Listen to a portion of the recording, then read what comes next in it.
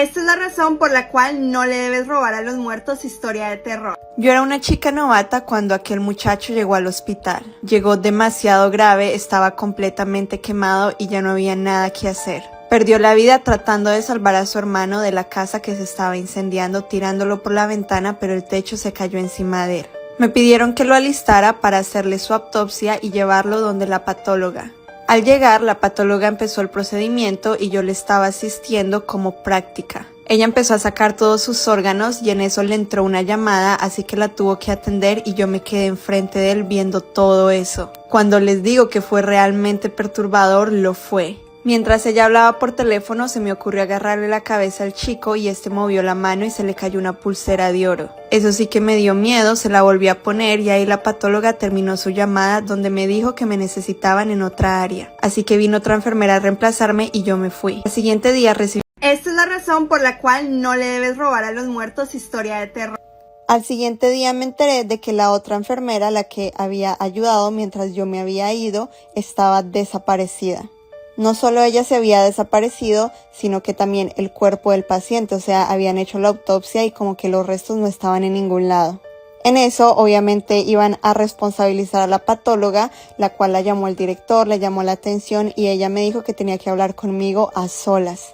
Ahí fue cuando me dijo muy nerviosa, nunca le robes a los muertos. No es la primera vez que sucede, esto ya ha sucedido y es algo que las almas nunca perdonan.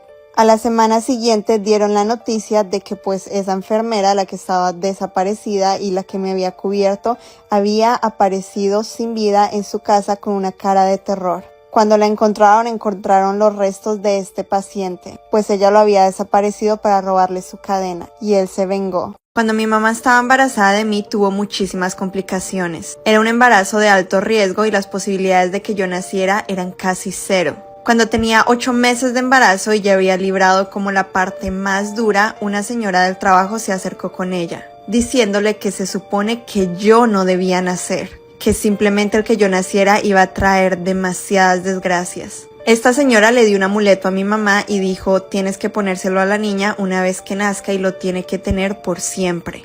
Mi mamá obviamente no creía en nada de esas cosas de brujería y cosas místicas y esas vainas. Cuando yo nací era una niña bastante llorona y mi mamá por no dejar puso el amuleto en mi cuna porque uno nunca sabe. Mi papá lo quitó una vez y dijo yo no quiero nada de esas vainas de brujería y cosas raras cerca de mi hija. Pero los próximos días mi mamá me cuenta que yo lloré demasiado, que los 2 perros que teníamos en la casa no paraban de ladrar en la habitación. Pues ella decidió poner el amuleto de nuevo y entre ella y mi papá. Story time de cómo el papá de mi mejor amiga se obsesionó conmigo y aparte era parte de un cartel.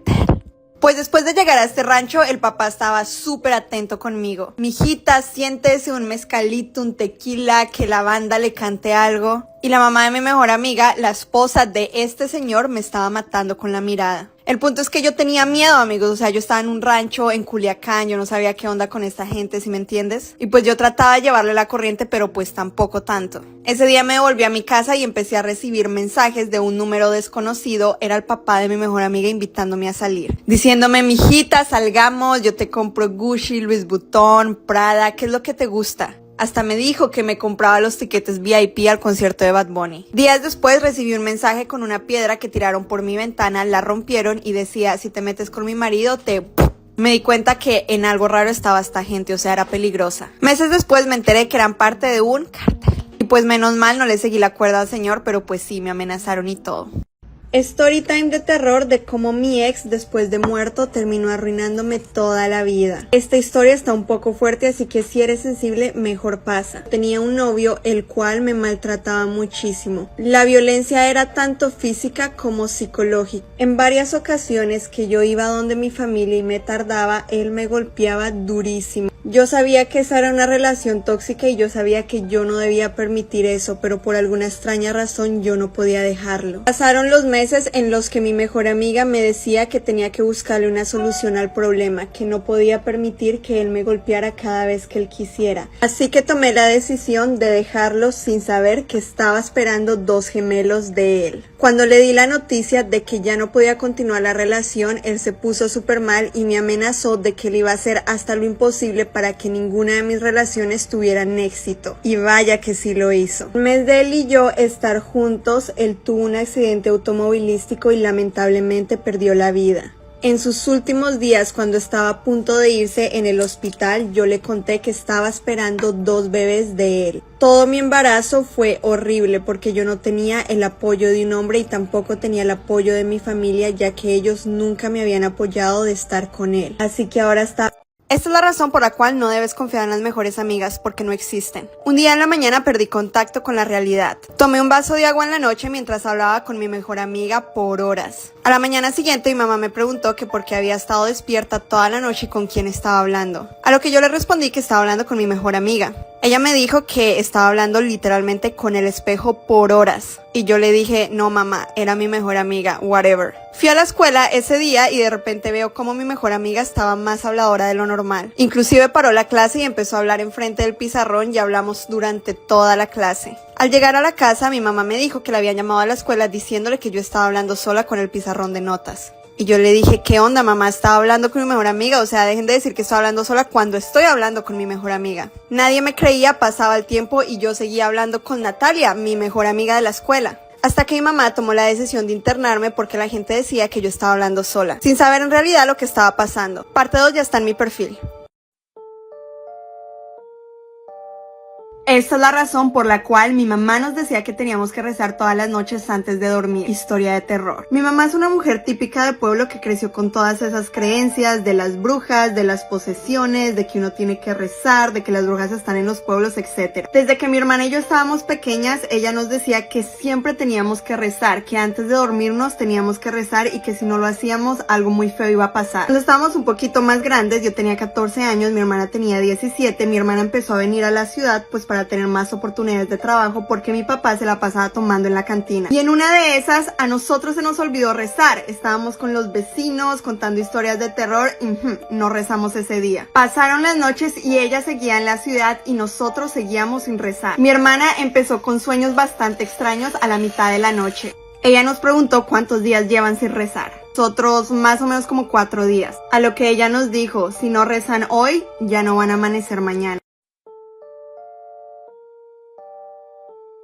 Y la verdad es que no rezamos porque obviamente no le creíamos, o sea, ¿quién le va a creer a alguien una historia tan rara? Nosotros sí amanecimos, pero quien no amaneció fueron nuestros perros. Más adelante me enteré que nuestro pueblo estaba embrujado y que cada persona que no rezaba le pasaban cosas malas hasta el punto en el que perdía la vida. Cuéntame en los comentarios si algo así ha pasado en tu pueblo y si tus papás te han dicho que tienes que rezar.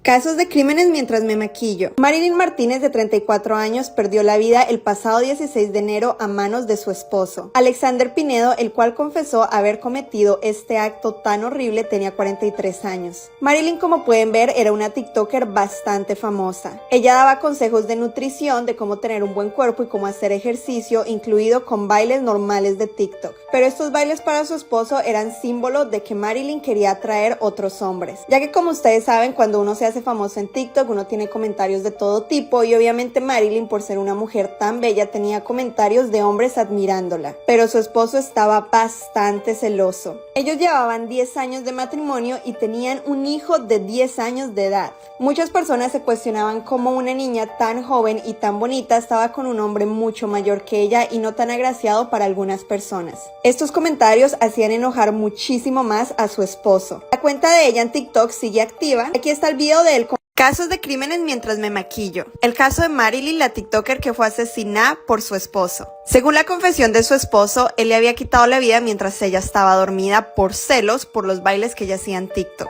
Pero la versión de su hermana fue completamente diferente, ya que Marilyn estaba cansada de él y de sus celos y estaba empacando sus cosas para irse con su hijo de 10 años. Su esposo no pudo con eso y lo que hizo fue cortarle la muñeca. Aquí vamos a escuchar su confesión. Cuando la maté, yo vi su hueso de ella. Yo vi su hueso.